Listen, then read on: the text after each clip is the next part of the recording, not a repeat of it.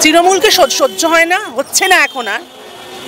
বিজেপির স্বপ্নেও নেই, একেবারে ধ্বংস করে দিতে চান নাকি? মাথায় রেখো, তোমার একটা ভোটও প্রয়োজনীয়।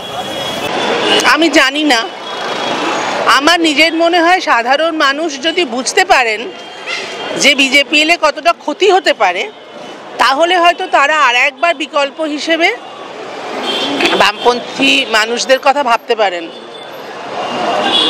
আমি না সত্যি বুঝি না, কেউ বলেন বিজেপিকে বামফ্রন্টকে ভোট দেওয়া মানে বিজেপির হাত শক্ত করা, যুক্তি কোথাও কোথাও সেটা বলে, আবার কোথাও কোথাও নিজের ভেতরের যে শিক্ষা, সেই শিক্ষাটা বলে যে সবাই মানে অন্তত 70% লোক যদি সিপিএমে ভোট দেয় তাহলে কোথা থেকে কে আর জিতবে। আমি না এই ব্যাপারটা ঠিক বুঝি না, আমি সত্যি কথা বলছি। একটা জিনিসই মনে প্রাণে বুঝতে পারি, তৃণমূলকে সহ্য হয় না, হচ্ছে না এখন আর। বিজেপির স্বপ্নেও নেই, তাহলে তো বাকি রইল বামফ্রন্ট। সাধারণ মানুষ হিসেবে আমি যদি জিজ্ঞেস করেন আমার কি মনের কথা, তাহলে আমি বলবো যে যাই সিদ্ধান্ত নেবেন না কেন, নিজের কথা ভেবে নেবেন না।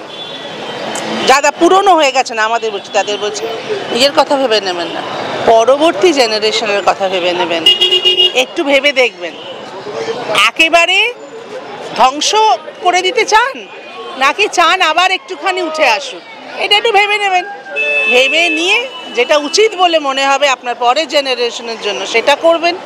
আর নতুন যারা এবার ভোট দেবে, যেমন আমার ছেলে মেয়ে, আমি তাদের সবাইকে বলি ওয়াকিবহাল হও, সব দিকটা দেখো, বোঝো, যে শিক্ষাটা পেয়েছো বাবা মার কাছ থেকে সেই শিক্ষাটা নাও, নিয়ে বোঝো, বুঝে তারপরে সিদ্ধান্ত নাও তোমার কি করা উচিত। মাথায় রেখো, তোমার একটা ভোটও প্রয়োজনীয়।